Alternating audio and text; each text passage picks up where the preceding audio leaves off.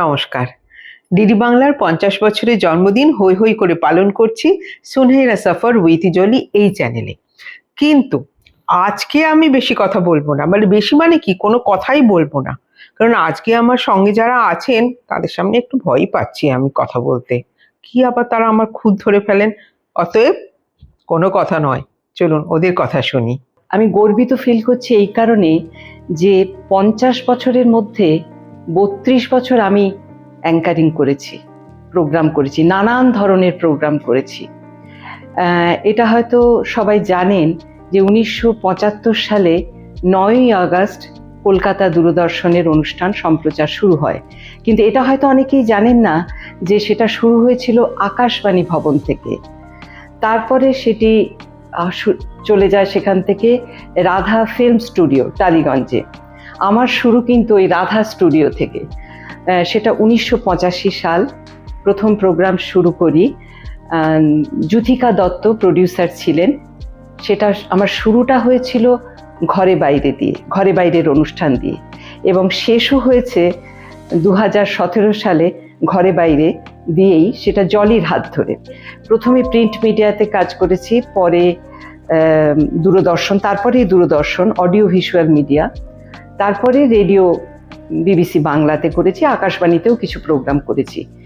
কিন্তু এটা বলতেই হবে যে দূরদর্শন যে পরিচিতি দিয়েছে সেটা অন্য কোথাও পাইনি। তার কারণ হচ্ছে ভিজুয়ালি দেখাই, যে অডিও ভিজুয়াল মাধ্যম, সেটা যেমন অনেক জায়গায় গেছি যেখানে বলেছে আচ্ছা আপনি কি মালবী গুপ্ত, আমি একটু চমকেই গেছি হয়তো, যে কী করেছিলেন। গ্রাম তো আছেই, শহরেও হয়তো বলেছি হ্যাঁ, তখন বলেছেন এমন হয়েছে যে আমার অনেক দিনের পুরনো বন্ধু, তার মেয়ে আমাকে আবিষ্কার করেছে। তো এই পরিচিতিটা হয়েছে, কিন্তু বেশি পরিচিতি হয়েছে বলবো কলকাতা দূরদর্শন ডিডি বাংলা প্রোগ্রামের মাধ্যমে। এবার বলি যে কত রকম প্রোগ্রাম করেছি। ঘরে বাইরে দিয়ে শুরু, তার ছাড়া করেছি আইন আদালত, মন নিয়ে মানে মানসিক সমস্যা নিয়ে 2 বছর ধরে প্রায় লাইভ প্রোগ্রাম করেছি। প্রথমে তো হতো রেকর্ডিং করে প্রোগ্রাম হতো, সেখানে অত ভয় ছিল না, কারণ ভুলভাল বলে ফেললেও পরে সেটা বাদ দেওয়ার ব্যাপার ছিল, এডিটিংয়ের ব্যাপার ছিল। কিন্তু যখন লাইভ প্রোগ্রাম শুরু হলো তখন প্রথম খুবই ভয় পেতাম যে ভুলভাল হয়ে গেলেও তার ফেরত যাওয়ার কোনো উপায় নেই। কিন্তু আস্তে আস্তে অভ্যস্ত হয়ে গেলাম। শুধু তো প্রোগ্রাম করে আমরা দর্শকদের জানাচ্ছি না, আমরা নিজেরাও যে কত রকমভাবে সমৃদ্ধ হয়েছি সেটা আজকে নিজে বুঝতে পারি আর কি। তারপরে হয়েছিল যুক্তিতর্ক প্রোগ্রাম করেছি।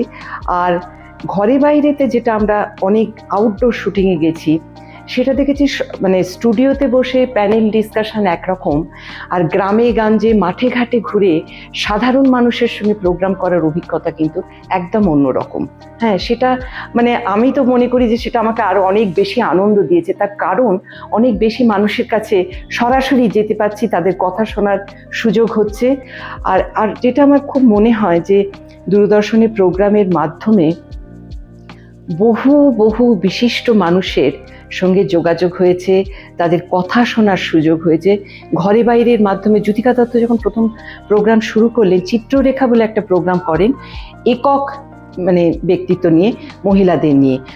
তাতে সেই বীণা ভৌমিক মানে স্বাধীনতা সংগ্রামী, অনেকেই জানেন তিনি গুলি চালিয়েছিলেন, কল্পনা দাশগুপ্ত যিনি গান্ধীজির সঙ্গে হেঁটেছিলেন নোয়াখালী রায়টের সময় বোধহয়, মানে এরকম যে কিছু মনে আছে।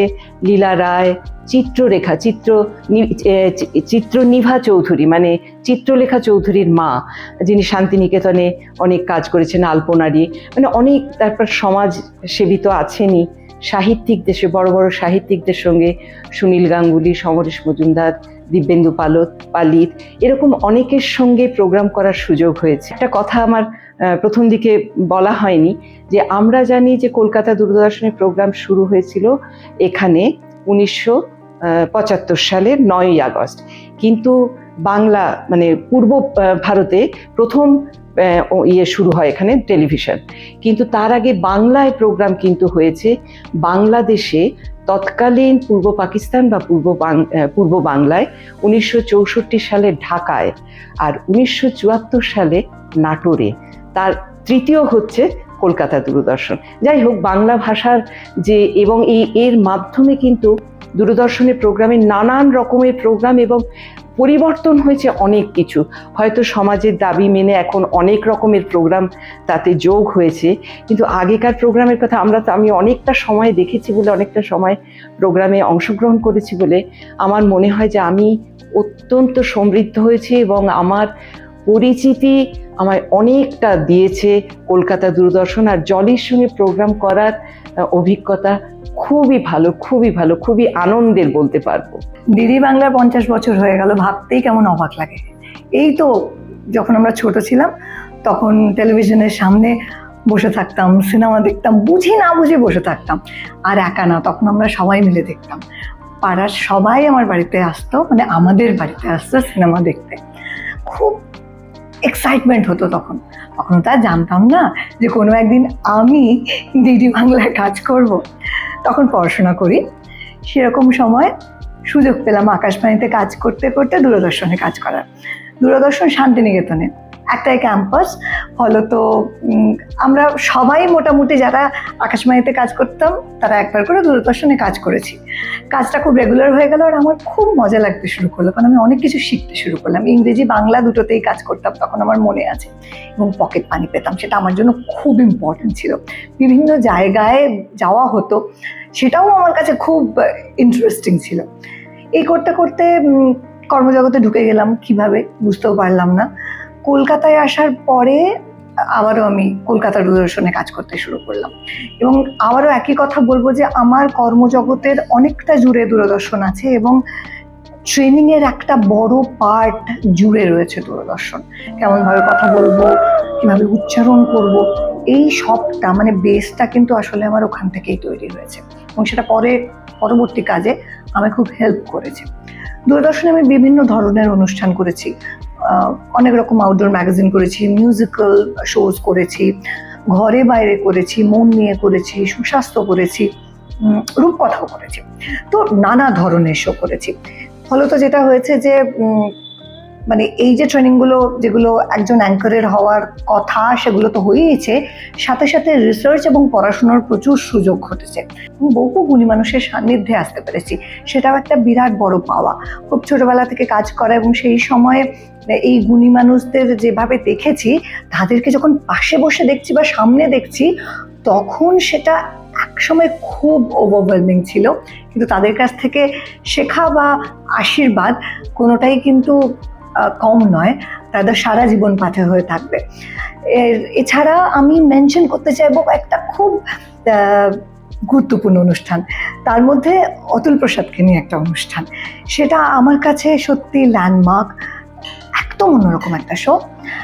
আর একটা হলো বিসর্জনে, দুর্গাপুজোর বিসর্জনের অনুষ্ঠান, যেটা হয় ভারত আর বাংলাদেশে, মানে টাকিতে, ভারত আর বাংলাদেশের মাঝখানে টাকিতে।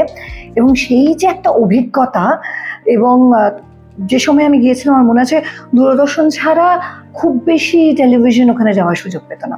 আমি একদম মানে বর্ডার ছুটছি আর কি, এই অভিজ্ঞতাটা হয়েছে।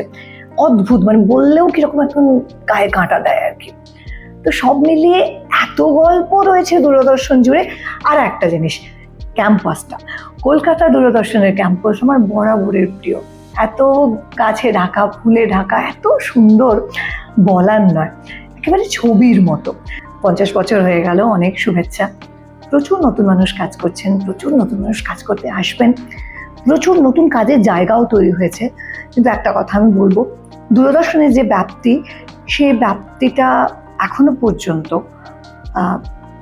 আর কারণে গ্রামে, গ্রামান্তরে, একেবারে রিমোট জায়গায় মানুষজনের সঙ্গে যখন দেখা হয়েছে, তারা কিন্তু বিভিন্ন অনুষ্ঠানের কথা উল্লেখ করেছেন।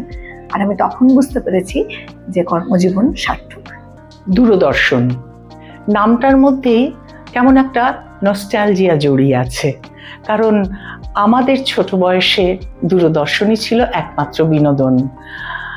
কখন চিচিং ফাঁক হবে, কখন হরে করকম্বা হবে, ছুটি ছুটি অনুষ্ঠান, এইসব অনুষ্ঠানের জন্য আমরা অপেক্ষা করে বসে থাকতাম, কারণ সেই সময় আর অন্য কিছু ছিল না আমাদের বিনোদনের জন্য।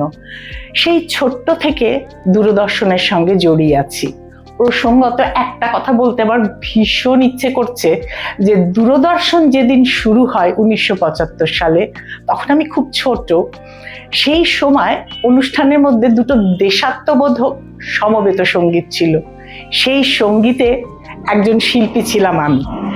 এত ভালো লাগছে বলতে, তখনকার দূরদর্শন তখন ছিল রাশারোডে, তখনকার রেকর্ডিং অন্যরকম ছিল, একবারে আমাদের করে ফেলতে হতো, ওই পরে কাট করে কিছু করা হবে সে জিনিস ছিল না। তথ্য প্রযুক্তি তখন এত উন্নত ছিল না। তারপর বিভিন্ন অনুষ্ঠানে দূরদর্শনে করেছি, যেমন পরীর পরিচয়, ক্ষীরের পুতুল, নটির পূজা, অসম্ভবের কল্পনায়, আবির্ভাব। তখন অনন্যাদি ছিলেন প্রডিউসার, অনন্যাদি করতেন এগুলো। এইভাবে দূরদর্শনের সঙ্গেই পথ চলেছি। দূরদর্শনের অনুষ্ঠানের জন্য একেবারে অসম্ভব উদ্গ্রীব হয়ে বসে থাকতাম যে কোন অনুষ্ঠানটা কখন হবে। আমাদের সময় একদম বাঁধা ছিল, এখনকার মতো তো ছিল না। তারপর দূরদর্শনে আসা, ঘরে বাইরেতে সঞ্চালিকার ভূমিকায়, সেখানে যেমন করতে হয় অডিশন দিয়ে ঢোকা। নতুন করে দূরদর্শনে ঢুকলাম, একেবারে অন্যরকম দূরদর্শন, সুসজ্জিত, তথ্য প্রযুক্তিতে অনেক এগিয়ে গেছে। তখনকার রেকর্ডিং এর সময় আমার মনে পড়ছিল ছোটবেলায় আমাদের ওই কিছু ভুল হলে আবার প্রথম থেকে করতে হতো। সাদা কালো দূরদর্শন, পরে রঙিন হয়েছে। এই সুবাদে অনেক টেক্সের সঙ্গে আমি কাজ করেছি, যেখানে জলির সাথে আমার আলাপ। আর জলি এবং রঞ্জনাদি বা চন্দ্রাদি এদের সান্নিধ্যে এসে শিখেছি তো প্রচুর। তাছাড়া অনেক গুণী মানুষের সঙ্গে পরিচয় হওয়ার সুযোগ হয়েছে ঘরে বাইরে অনুষ্ঠানের মাধ্যমে। তারা প্রত্যেকেই নিজ নিজ জায়গায় একজন জ্বলন্ত প্রদীপ। তাদের সাথে আলাপ হয়েছে, তাদের সাথে কিন্তু এখনো যোগাযোগ আছে আমাদের। এটাই এত ভালো লাগে। আজও দূরদর্শনের নামে তারা এক বাক্যে আমাদের চেনে। সেই দূরদর্শনের 50 বছর, আমরা 50 বছর ধরেই দূরদর্শনের সঙ্গে রয়েছি। আর আজকের এই শুভ দিনে আমি দূরদর্শনকে জানাই আমার শুভকামনা, শুভেচ্ছা এবং প্রচুর প্রচুর ভালোবাসা। দূরদর্শনের পথ চলাটা আমার বেশ মজার। সালটা মনে হয় 99। হঠাৎ একটা ফোন আসে আমার কাছে যে আপনি কি দূরদর্শনী সঞ্চালনা করবেন। কারণ তারও প্রায় 4 বছর আগে আমি একটা চিঠি লিখেছিলাম। সেই চিঠিটা গিয়ে পড়ে আমার ভীষণ বন্ধু জলি সরকারের হাতে। সে পেয়ে বলে, তখন তার ফোনটা, মানে সেও আমায় চিনতো না, আমিও তাকে চিনতাম না। ফোনটা এসেছিল আকস্মিক, একটা পুজোর আগে, পুজোর একটা অনুষ্ঠান করার জন্য। আমি তো এক পায়ে খাড়া। সেই পুজোর অনুষ্ঠানে সঞ্চালনা হলো দূরদর্শনে গিয়ে।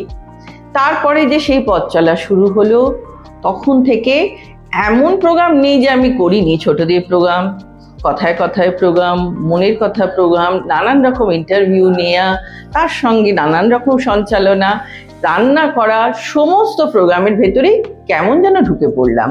এবং প্রত্যেকের সঙ্গে আমার এত বন্ধুত্ব হয়ে গেল যে সে বন্ধুত্ব আজও অটুট রয়েছে। এইরকম অটুটই যেন থাকে দূরদর্শনেরও পথ চলা।